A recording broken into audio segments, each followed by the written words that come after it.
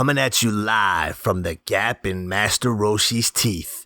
It's the Dragon Balls Deep Podcast with your hosts, Drew, Devin, and Adam.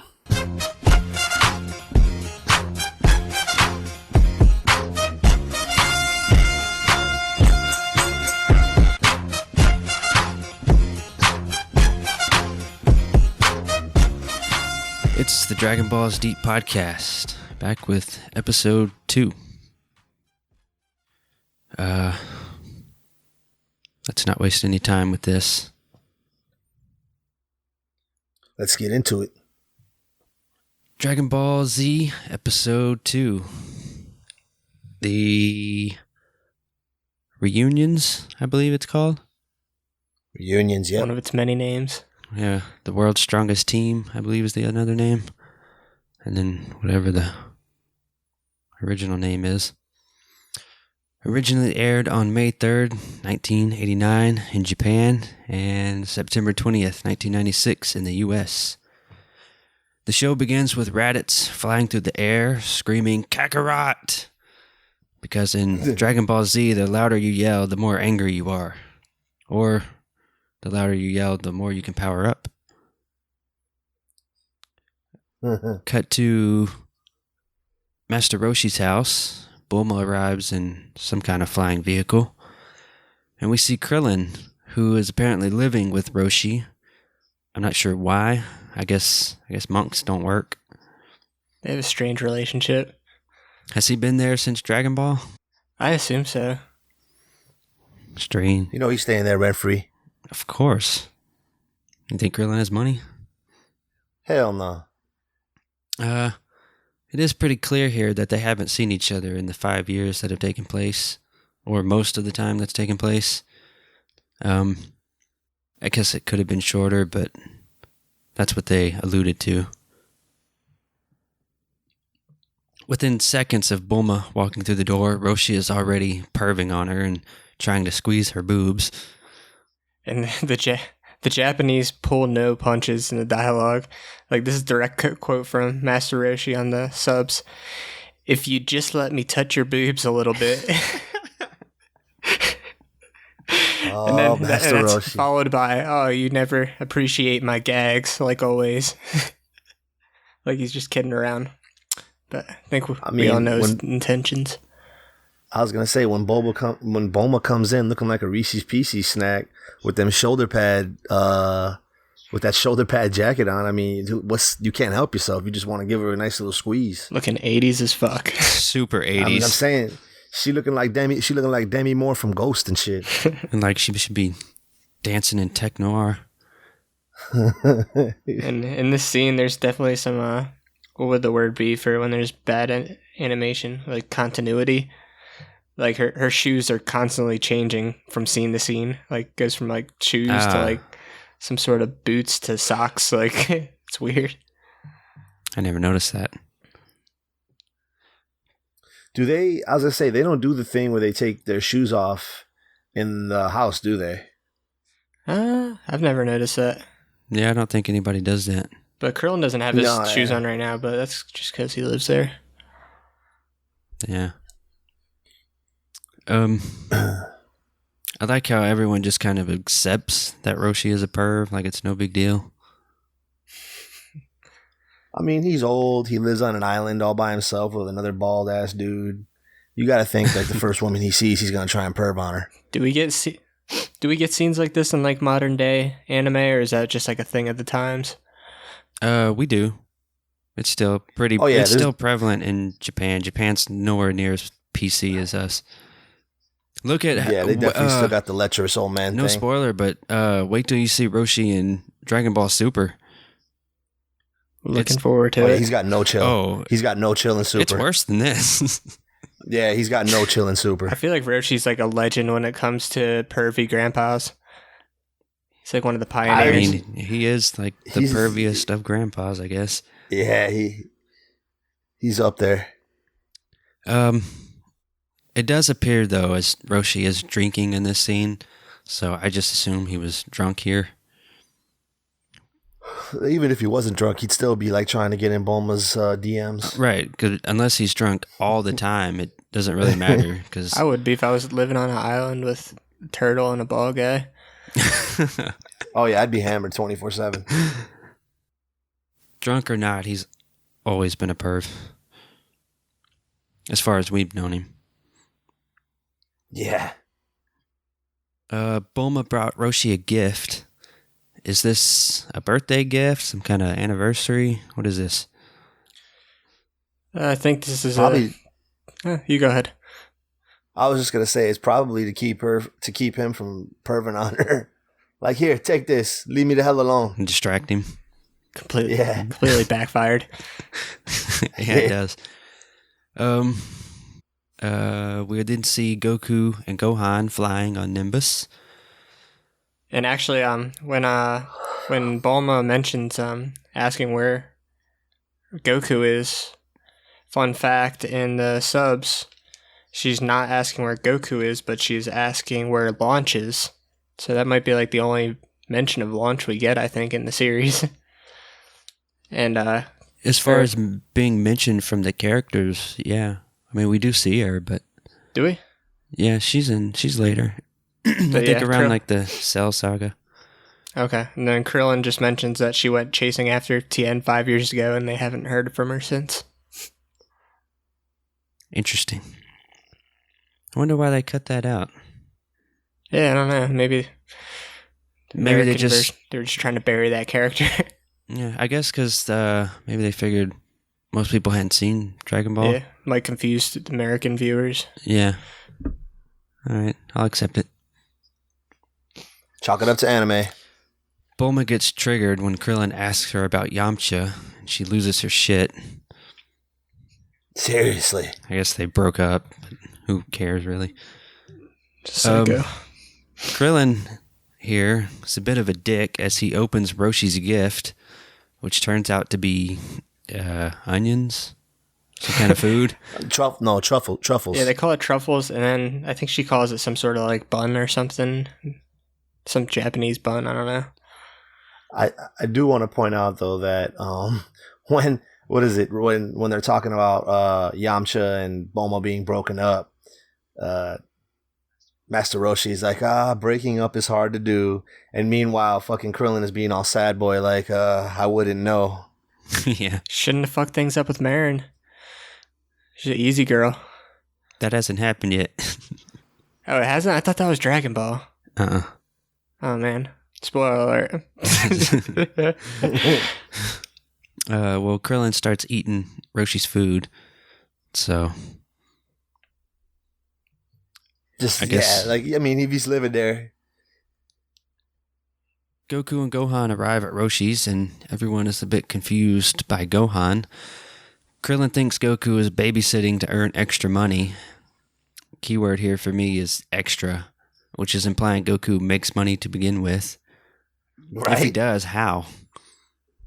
Does he sell firewood? Well, I was going to say, he probably, I would assume he does like some firewood business or something. I mean, his efficiency at chopping down trees is probably pretty damn good. He's got that mastered, yeah. Right. Maybe some kind of farming, agriculture. Goku informs him that Gohan is actually his son, and this makes everyone extremely alarmed, probably because they know how careless Goku is.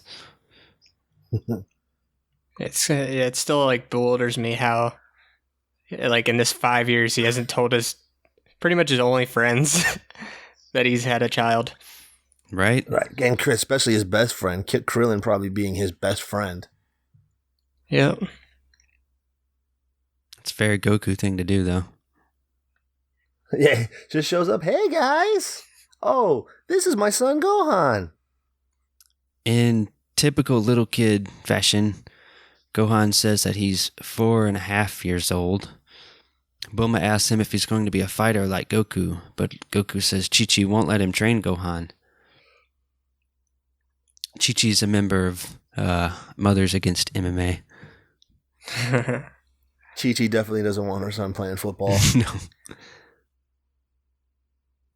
I guess that is kind of nobody else cares about CET in this show. No, I guess that's absolutely one not. good thing about Chi-Chi, I guess. So when was how old was Goku in Dragon Ball at the beginning? He was a 12. baby. He was 12? Yes. Okay. Like when Let's he say met he was- Boma? Oh, okay. Yeah, when that he met shit- wow, Boma. okay. Yeah, I wonder he was what like 12. and how long had he been on his own since his grandpa died? A few years. I was gonna say because his grandpa died when he was what, like 8, right? Yeah, I'm not sure. 8 or 9. It was a few years he was alone. 4 or Yeah, it's 5 just like- maybe. It's amazing, like the effect of having Chi-Chi as a mother, like has played on Gohan, and it's just like extreme timidness and like just being a straight up bitch.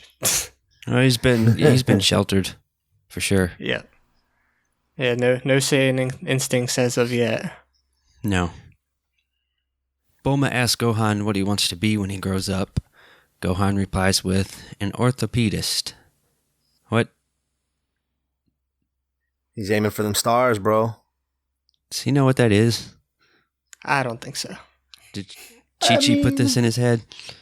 I was gonna say, I think Chi-Chi was like, "You're gonna grow up and you're gonna be a doctor, maybe even an orthopedist." It's a good goal to have, I guess. Just kind of random. I checked the original version here to see what he says, but he just says a scholar. Yup. Scholar makes a lot more sense. I don't see a 4-year-old having a goal like that so specific, besides being like a superhero or a fireman. Yeah. Huh? It's an odd one, orthopedist. Do they even have those in this universe? I guess I'm sure they do, since he wants to be one. Yeah. Well, I was gonna, if they have crazy ass technology in the capsule core, I'm pretty sure they got orthopedists. Then Gohan, who chased a saber-toothed tiger, he's suddenly scared of a turtle. They notice that Gohan has a tail, and they ask Goku if anything strange has ever happened to Gohan at night, and has he ever seen the full moon? Goku says no, because they go to bed early. What a dork. Right? Like, how early do you go to bed where you don't see the moon? Like 6 5? o'clock, yeah. Right? Goku wonders why they are asking this, but they won't tell him. Why won't they tell him? Maybe they really need to let him know that his son can turn into a giant destructive ape. Maybe. I can see that they don't want him to know that he killed his own grandfather, but at the same time, he already met with his grandfather multiple times since they died. Like, it's not a big deal anymore. Just let him know. But he doesn't know that he killed Gohan. Yeah, I was gonna say he had no memory of that after he changed back into his regular Yeah, form. that's what I'm saying. They're trying he to. had no memory. Yeah, they're trying to keep that from him. But I'm Yeah. saying he's already talked with his grandpa since he died in Otherworld. So, like, is it really like that big a deal to keep that information from him? Apparently. They don't want Goku to feel bad. But I mean, they really need to tell him so that maybe Goku can prevent it from ever happening. Because I feel like keeping him, Goku would keeping take him the in the- news pretty well. yeah, I think he'd be fine. Keeping him in the dark isn't going to do him any good. It's not like No. It's not like he has like anger issues where he like freaks out over shit like that. And even if starts, they like, told him, rampaging. it's very likely Goku wouldn't put 2 and 2 together and figure it out right away. Yeah, exactly. He'd probably never figure it out. No, yeah, he'd be like, "So what are you saying, that I killed Grandpa Gohan?" I mean, he does eventually figure it out later when he sees Gohan. When he does see Gohan transform. I was gonna say he's like one of the only Saiyans that like has no memory after they go into Ozaru form, right? It has to be learned. Okay, So it's usually like older Saiyans. gotcha. Gohan has magically gotten over his fear of turtles as we see him riding Turtle. That's his to be name. fair, that turtle was kind of pervy looking. He was giving Gohan the eyes. Well, it is Roshi's turtle. I was gonna say when you hang out with Roshi, I mean, I think the pervness just kind of rubs off. Roshi rubbed off on the turtle. He probably literally rubbed off on the turtle. I was gonna say that's gross. Roshi got drunk one night and saw the back of the turtle and was like, that ass though. It is a new era of loneliness. Gohan soon becomes bored with the turtle when he sees a crab. Gohan then plays a game of rock, paper, scissors with the crab. At least that's what I think he's doing. Or maybe there's some kind of Japanese crab game that we don't know about. No, it's rock, paper, scissors in the subs too. Ah. He actually verbalizes it. Oh, see, they don't do that in the dub. What do they do? I say, do they call it Jonkin in the sub? What? Jonkin. In Japanese, they call rock, paper, scissors Jonkin. Yeah, well, in the subs, he actually just says rock, paper, scissors. How do you know that? JoJo's Bizarre Adventure, there was an episode where a kid, his main thing was playing rock, paper, scissors, but he called himself Jonkin Kid, or Kid Jonkin. So the Japanese version of Rochambeau. Yeah. But this crab is no ordinary crab, though, as he uses Bubble Beam on Gohan, and it's super effective. Extremely. Gohan's that plant type. Or no, the rock type. Gohan says he's been collecting, or not Gohan, Goku says he's been collecting the Dragon Balls, and that along with the 4-star ball, he also has the 3-star and the 6-star. Keep this in mind for later. And also, upon reading the subs, I managed to somewhat solve a mystery for us. Goku said, when asked about Gohan's hat, Goku says he stuck the Dragon Ball on there. So all of our, guessing to how he did it, it's vague, but at least we know that he didn't wish for a Dragon Ball hat. So it's like a suction cut, maybe? Yeah, he just said he stuck it on there. I don't know what that means. Glued it? Well, yeah, maybe glue. Yeah. Goku says that he gave the 4-star ball to Gohan since it used to belong to his grandpa. But someone should tell Goku it doesn't work like that. You don't own the Dragon Balls. He should know this by now. Finders keepers. I guess.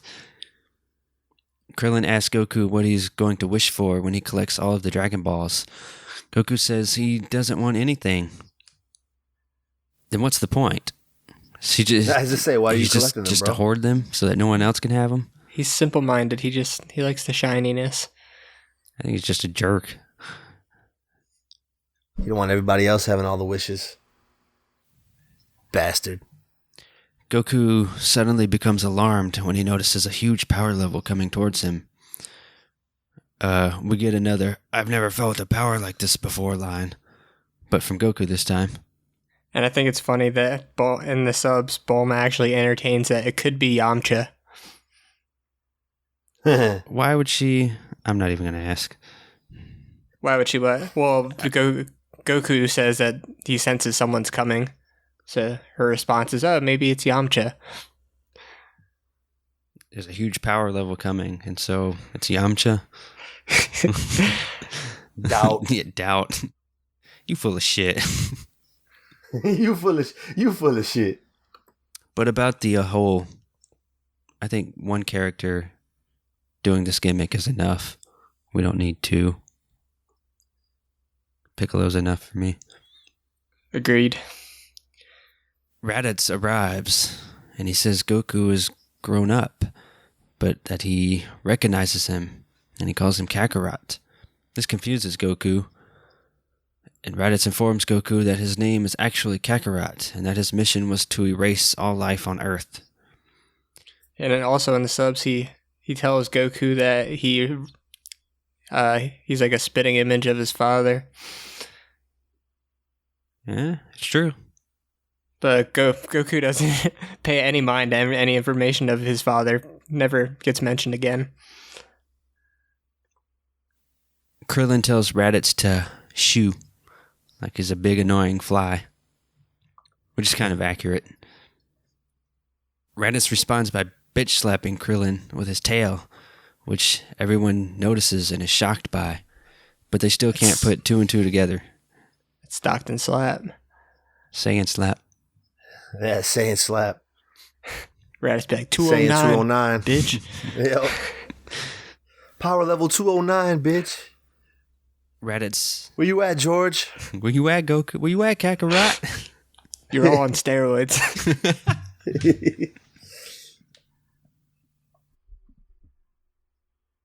Raddatz says, Kakarot, you mean to tell me you have no idea who I am? How would he? He was sent here he was sent to Earth as an infant, and he's never seen you. Well, I think they insinuate that the infants do remember things, I guess. Well, that's impressive. But Goku is a special circumstance, which we're getting to. Raddatz asked Goku if he ever hit his head as a child. They make it out like is this a common thing that happens to Saiyan children? Like, do Saiyans have some kind of weakness to head injury when they're young? Yeah, they got to look into that CTE. I was gonna say this is our first evidence of CTE injuries in Saiyans. It's just the way that Raddatz asked this. It's like it's happened before. Yeah, he's like, fuck again. He haven't explained shit to the newbies. Roshi then tells Goku the story of how Gohan found him as a child, and how Goku was wild and unusually powerful, and how one day Goku hit his head and almost died, but he survived and it made him good. Yeah, I was gonna ask you guys, does Roshi ever mention in Dragon Ball like anything about Goku's origins, like to himself or anytime, like his alien origin? Does Roshi mention? Yeah. No. Goku finds out from Raddatz and from I know King Kai. but I mean, they also tend to not tell Goku things, so I'm like wondering if like Roshi was ever in deep thought and like thinking, oh, Goku's so powerful, maybe it's because he's an alien. I doubt Gohan gave it much thought.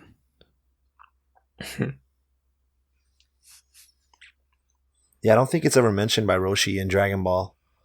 It's a lot of like, I mean, the tail thing's one, but that him knowing that Goku came out of a spaceship as a baby, that's a lot of information to be withholding.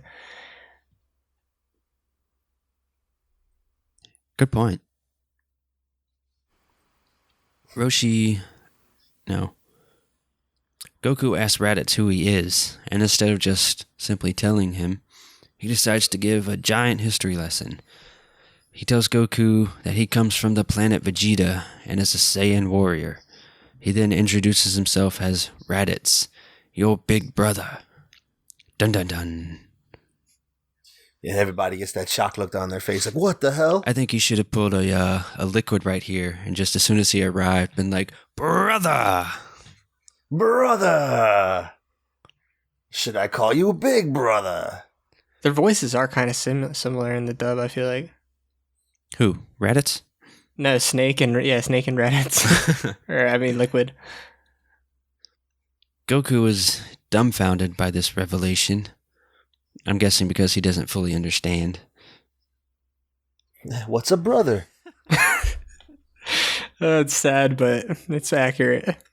That's to say, that seems like Goku's alley. That's good.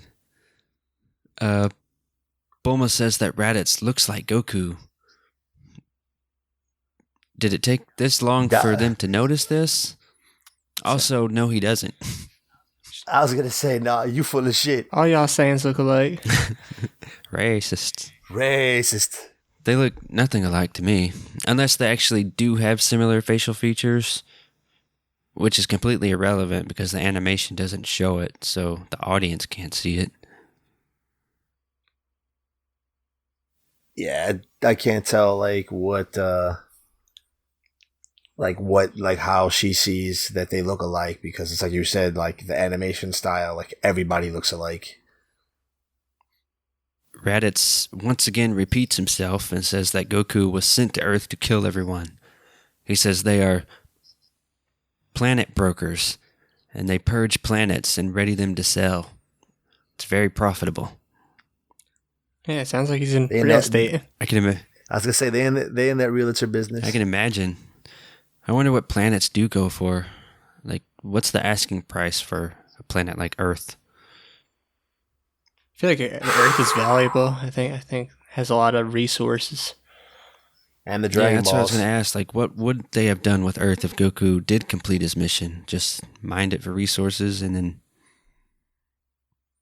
blew it up? Did they mention, are they looking for a new planet? Who? The Saiyans. I don't know. I don't remember that. I don't think so. Yeah, they're more or less just like roving. Like just roving bandits. Do they actually find planets themselves, or does Frieza just send them places? I guess they would have to work as kind of like scouts too, to go out and find stuff. And I was gonna say Goku was sent before Frieza before Frieza basically took over the Saiyans. He was still they were working for the Saiyans when they sent Goku off. Okay. Yeah, I assume now since there's so few Saiyans, like they're probably just strictly taking orders from Frieza, since Frieza has a whole army of people to scout and do the bullshit busy work. Yeah. And I just wonder if like he sends out a scout and then sends the Saiyans, or if he just sends the Saiyans out alone and says, "Find me a planet." Nah, it's probably, he has to have scouts, so that would make way more sense. Yeah. But not everything makes sense in the Dragon Ball universe. Anime. Chalk it up to anime. Raddatz says that they normally send a team of adults to clear out a planet, but for weak planets like Earth, they send babies to do the job. No wonder Goku is such a shitty parent. It's in his DNA. Handle the light work, Goku. It all makes so much sense now. Just sending out infants by themselves to planets. He'll be alright. He'll be alright. If not, then, oh well, we have more. Raddatz says it would have only taken Goku a year or two to wipe out everyone on Earth, especially since it has a big moon. Goku doesn't understand this, which makes Raddatz mad. He says the moon... What's that? I go to bed at 6 o'clock. I go to bed at 5, bro. He says the moon is the key to unlocking a Saiyan's true potential. I guess no one ever told Raddatz about a Super Saiyan. Nah. Well, as I say, that had they heard of they heard of Brawly by then, right? Because he was basically like a Saiyan legend. I don't think Brawly's canon.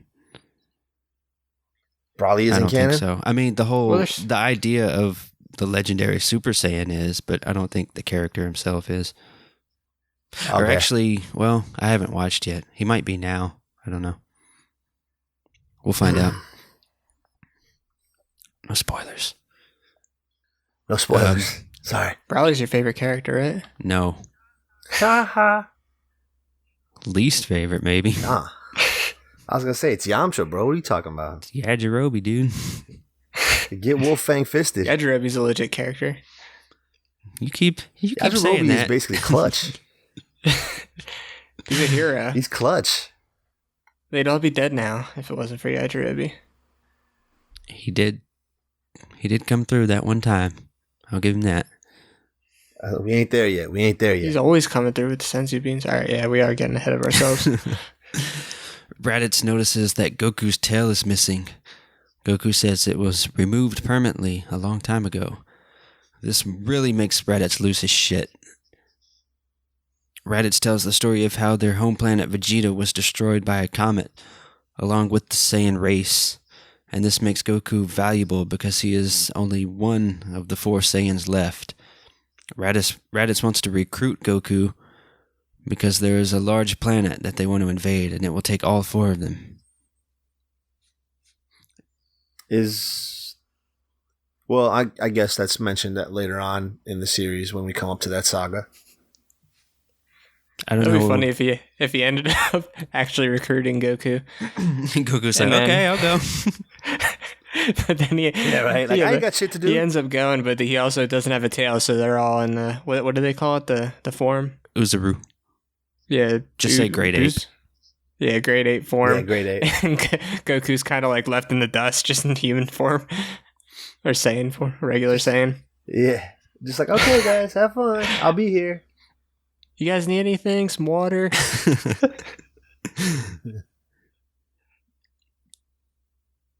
Goku refuses the offer, though. If you can call it that. So Raddatz says he'll just take Gohan instead. Raddatz hits Goku with a tiger knee, or an uber knee. Yeah, the Ubereem knee. That sends Goku to the ground. He kidnaps Gohan and informs Goku that he has one day to join him, or else something. He'll just leave with Gohan, I guess. In the meantime, he says Goku must kill 100 Earthlings to show his loyalty. Raddatz then threatens to harm Gohan if Goku doesn't comply. Seems reasonable. I get very specific, but I guess. I mean, he's got all these demands. You got to kill 100 people, bro, and then you got to join me. Then Mr. Narrator comes in to tell us that things are looking grim and to stay tuned. And that's the episode. What'd you think? Oh, it's not so bad. I mean, it's more of a continuation of the first. Yeah, I was going to say it's more or less just introducing Raddatz as the new big bad for the next few episodes, and then giving backstory about Goku's history and the history of the Saiyans and all that. Yeah, I thought it was much better than the previous episode. More entertaining, a lot more stuff going on. They did a good job of establishing Raddatz as like a villain, like a serious threat. Like the way he took Goku out with one strike really made Goku an underdog here. Good stuff. Yeah, got the heat on him. As I say in the way, yeah, he got the heat. He's got that heat. Yeah, and he's pretty. I was gonna say he gave Krillin that bitch slap with the tail. Yeah, and he's like, I mean, I get that he's not the most powerful Saiyan, but he is pretty formidable looking. He's a lot more jacked than the other Saiyans. Well, he's the only Saiyan we know of at this point. Yeah, so, but even like, yeah, just in general though, he is, compared to all the Saiyans that we come to meet throughout the series, he's definitely one of the bigger ones. Yeah. Which I guess doesn't really matter, but... Well, he's no Nappa, but yeah, he's big. How old was Goku? Goku was like, what, in his mid-20s at this time? When Dragon Ball ended, he was 18. And it's 5 years later, so hey, he'd be 23? Yeah, it's about right. Okay. But like, and this is also another one of those episodes where it really depends on when you're watching it, because if this is your introduction to the Dragon Ball series and you're watching this episode for the first time, like after watching Dragon Ball, like, that's a pretty big reveal, like about Goku being an alien. Yeah, that's a swerve. Huge reveal, and I mean that pretty much shapes up what the whole series becomes. Is like a lot more sci-fi. I mean, we had a little bit of aliens with Piccolo, but. Well, we didn't know Piccolo was an alien because we don't know we don't learn where he comes from until Dragon Ball Z2. This is true, yeah. I like it. He's green though. Green means alien. It's racist. I was gonna say it's like definitely it broadens the horizon as far as the storyline. Like it goes from in Dragon Ball it was mostly just Earth problems and things like that. But when you get to DBZ, it's like really expand. It becomes like galactic problems. Yeah, it's really just the whole series is more, just the whole more backstory. Epic. Yeah. And on that note, let's wrap it up. Follow us on Twitter at DBDPod. Stop by the forum, timewasted.tv/forums. Blah blah blah. And as always, tune in next time for another episode of Dragon Ball's Deep Podcast.